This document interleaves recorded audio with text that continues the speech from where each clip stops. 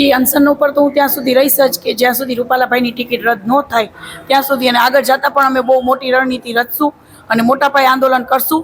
ક્ષત્રાણીઓ વટે ચડે ને તો કાં મરે ને કાં મારે, આ અમારી હંમેશા લડાઈ રહેશે. અને આ એવા રાક્ષસની લડાઈ છે ને કે આ રાક્ષસને માફી આપવાની યોગ્ય જ નથી. અને પાટીદાર સમાજને મારો મેસેજ જાય કે ભાઈઓ, આજે મને આજે ખબર પડી છે તો અમુક ભાઈઓના તો મને સાથ સહકાર મળી રહ્યા છે. તો પાટીદાર સમાજે આ કોઈ મગજમાં લેવું નહીં, આમાં બેમાં ત્રીજો ફાવી જશે અને આવા રાક્ષસોને બહાર કરવા જોઈએ. અમારા સમાજમાં પણ જો આવા રાક્ષસો હોય તો બહાર કરવા જોઈએ. આવા બેફાટ, હું એવું નથી કહેતી, હું તો વ્યક્તિગત જ આનો રૂપાલાભાઈનો વિરોધ કરું છું. તો આવા સમાજમાં તત્વો હોવા જ ન જોઈએ કે જે બેનો દીકરીઓ એની સ્વતંત્ર લઈને ચાલી શકે, બેનો દીકરીઓને કોઈ જાતની કોઈની બીક ન રહે.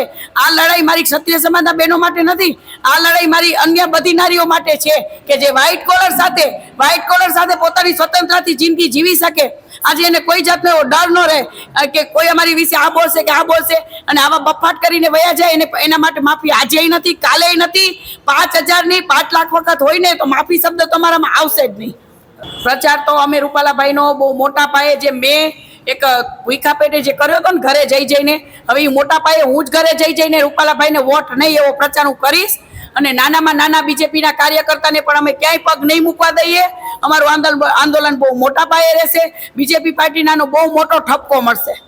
માતાજી, અને હું બધાય સમાજોને કહું છું કે ક્યાંક ને ક્યાંક આ રાજકીય લેવલે કોઈ પ્રશ્ન નથી, આ સામાજિક પ્રશ્ન છે. તો રાજકીય લેવલે કોઈએ ન લેવો. અને આમાં એવા તત્વો હશે કે ભાઈ કોઈની પ્રગતિથી પણ કોઈને ઓલું થતું હોય તો ક્યાંક ને ક્યાંક એવું પણ કરશે કે પદ્મિની બાને એવા પણ તત્વો હોય બીજેપી પાર્ટીમાં કે જે હું ગઈ છું તો એ લોકોને સ્વીકાર્ય ન હોય. એટલે કાંઈક ને કાંઈક બધા કોઈક સમાજને ઊભો કરશે કે કોઈ એવા લુખા તત્વોને ઊભા કરશે.